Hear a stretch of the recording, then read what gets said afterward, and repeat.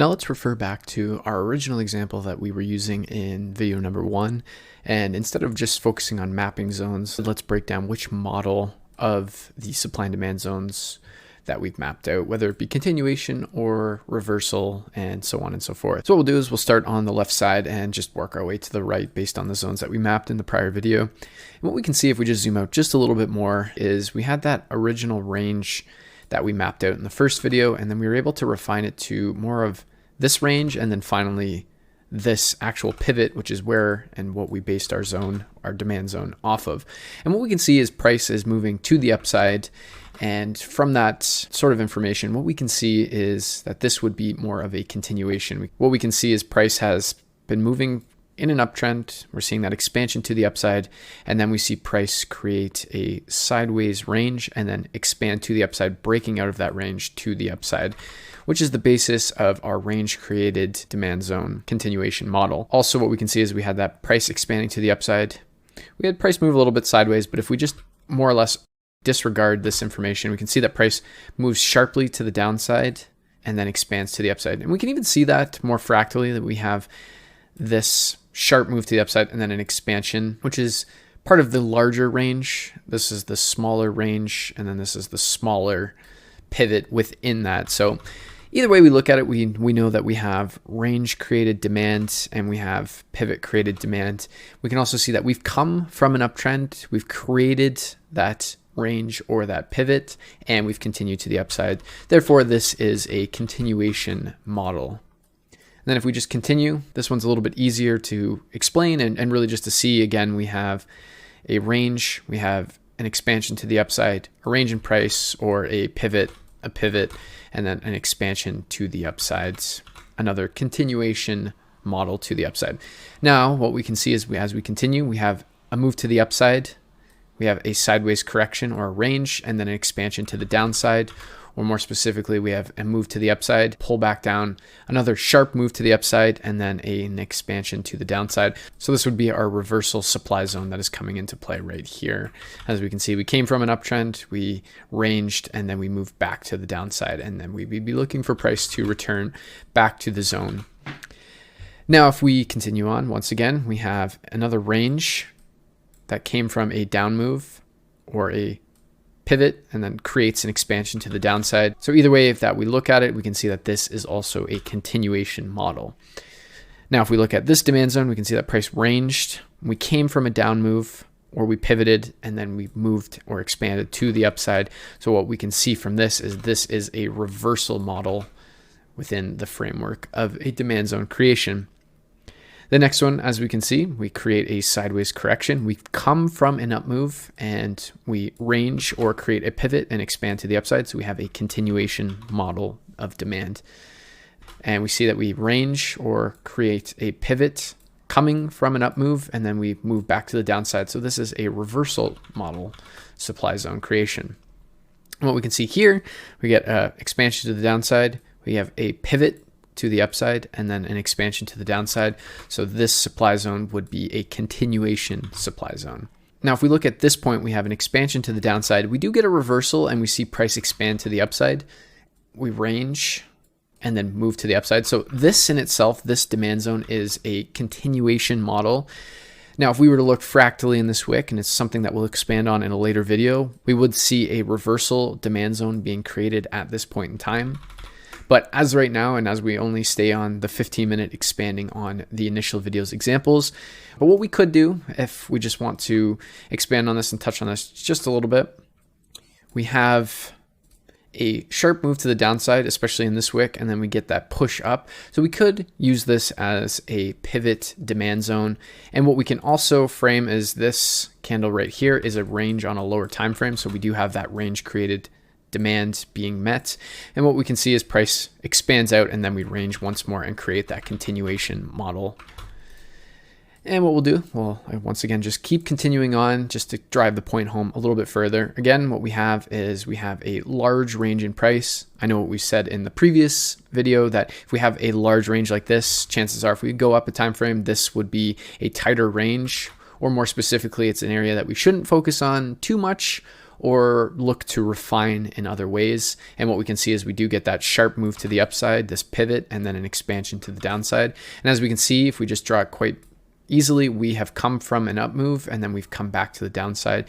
So this is a reversal model. And then if we just continue on, what we can see is we create a range down here, much smaller, as it's only seen on a couple candles. We have a reversal demand zone being created. We have right here with this singular candle. I'm getting a little bit more in depth in the fractal nature. Again, we're going to build on this, but just kind of showcasing some of the things that we can be looking at, and without focusing too much on what happens on the right side of the chart in this particular video, but also showcasing a little bit what happens on the right side of the chart, just to get your mind thinking about these things. If you've often looked at a price chart and seen price return back to what unseemingly looks like one random candle, we can start to expand on that, and we will expand on that quite deeply as we continue on throughout the course. What we can see is we have this continuation model.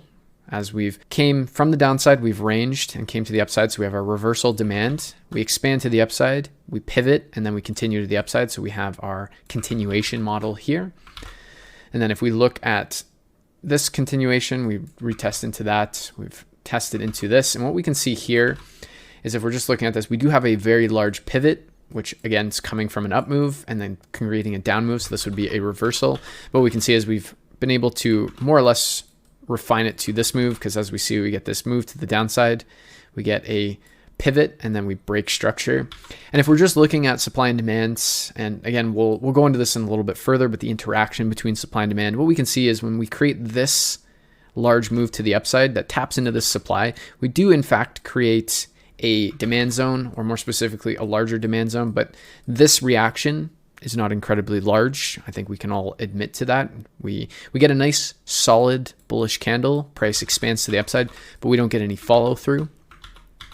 But what we can see is price does begin to react to that demand zone and begins to fall through and creates a downtrend. But again, just touching on that initial comment that I made in the first video, is we do and will see reactions to almost every single supply and demand zone that are printed on the chart. But it's our job as traders to build a probability model for each of these supply and demand zones, adding on to all of the demand and supply zones that are around it, what price is reacting to, and then looking at that particular supply or demand zone and asking yourself, would this demand or supply zone hold given all of the other information that surrounds it? Not only that on that singular time frame, but then also looking at your multi-time frame, understanding what the overall trend and things like that are. Again, we're going to build up on to all of this, but I bring this up more or less just to get your mind thinking as we continue to build on. We started out with how we actually map out supply and demand zones, and here we are adding on to the actual different types of models, whether it be continuation or reversal. That way you can start to frame up trades if you're looking to either scale into a already existing trend using a continuation trade, or looking to take more of a reversal once we get into a potential point of interest. And this is how we build up trade ideas. And then also finally, just adding on to a piece, the interaction between supply and demand, the fact that we're always going to see reactions to zones, and it's our job as traders to figure out if that reaction is worth trading or not. But as we can see, we have, in this case, a continuation model. If we were to use more of this larger supply candle, this pivot, we would have a reversal model. So we have a model within a model. That being said, of course, when we're looking at this time frame, this is an incredibly large zone for such a small reaction. So it's better to begin thinking about the continuation aspect. And that's why it's important to understand how continuation and reversal models work and how they interact with what is happening on a price chart. And then finally, we'll just wrap it up in these last few models. What we can see is price created this larger range in price. We came from an uptrend and then we've expanded to the downside. So what we can say from that is this entire range is a reversal pattern. Well, if we take it a little bit further, and especially if we were to drop onto a lower time frame, we can see that price moves to the downside. We pivot up and then we expand. So we can also view this as a continuation model. And what you'll see, and as we stress the fractal nature of the markets, is initially we would derive this as a reversal model, but then within it, we could also derive it as a continuation model, because especially as we're creating ranges, we can get price action that looks something like this. And again, what I said in the mapping video is we can draw our entire supply zone based off of the range that is created, or we can refine it to the pivot. And then if we just look at price action here, what do we have? We have a down move, we have a pivot, and then we have a down move. So if we just take what we know about continuation and reversal patterns, if I just continue this on, if we look at the range in itself, this is a reversal model. But if we're just factoring in this bit of price action, this pivot, then this is a continuation model within it. So we're building on to the overall framework of what is happening with order flow. Yes, the whole picture is a reversal, and then we're starting to see price continue into that move. And then if we look at this point, we have, again, a larger range, or more specifically, a sharp pivot. More specifically, again, this pivot right here. Of course, if we navigate it up to a higher time frame, we might see something a little bit more aggressive. Then we can see that we have a more continuation styled supply zone. And then we move back down in, and what we can see is in this small candle, again, touching on the fractal nature, we have a move to the upside, a pivot, and then a move to the upside. So we have a continuation model. We have a larger pivot coming from an uptrend, and then another expansion to the upside, a continuation model.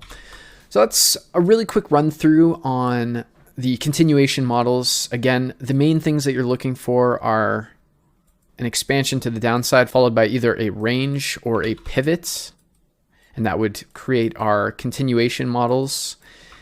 Or on the flip side, we'd be looking for price to move to the upside, range, and then move to the upside, or price to move to the upside, pivot, and then move to the upside. These would be our continuation models that we would be looking for. And then on the flip side, looking for reversals, we'd have a move to the upside, a range, and then a move to the downside, or a move to the upside, some sort of pivot, and then a move to the downside, or a move to the downside, a range, a move to the upside, move to the downside, a pivot, and then a move to the upside for our reversal models. Now, what you'll need to do next, and what I strongly encourage and recommend now that we've gone through some examples here, to take this application and apply it to your own charts. A good thing to do is apply the understanding that you've gained from these videos into the examples that you created in your first assessment that you took place in when you were just simply mapping out the zones. Start to take the time to identify, is it a continuation or is it a reversal model, and map out all of that. Take a blank chart, maybe do it again, and just get really comfortable with, one, understanding how to map the zones, and then two, understanding what each of these zones is representing, whether it be continuation or reversal. And as we go, what we will be expanding on is how to identify a trend on a higher time frame, mark out higher time frame supply and demand zones, and then use the lower time frames to either scale into trades using continuation plays or looking for reversal models when price is correcting and things like that. We're going to really build on that sort of information, but initially the most important thing is understanding how to map zones, and now the difference between the continuation and the reversal models. One other thing that I will add, and you'll probably see it through your testing, is the higher probability models are always going to be the reversal models. And when you think about it from a logical sense, we're looking at value areas that large orders, which are usually derived from institutions entering the markets, are being executed. And as a result, they're going to want to sell when price is high and buy when price is low. Generally speaking, some of the volume that gets injected on continuation patterns, they are effective, but in a lot of cases, they're more liquidity building aspects. I know we haven't explained what liquidity is, and we will dig into that in a lot of detail in future videos. But again, just to get you thinking.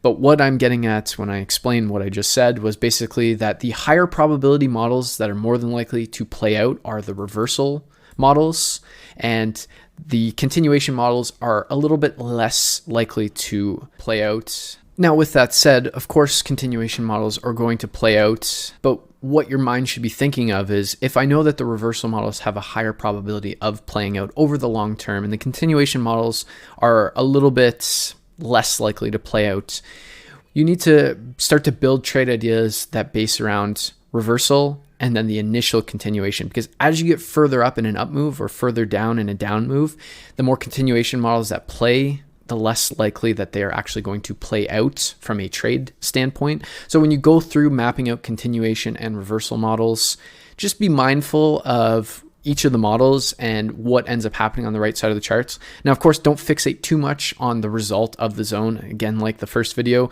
the emphasis is on just getting comfortable with mapping out the zones and then identifying whether they are continuation or reversal models.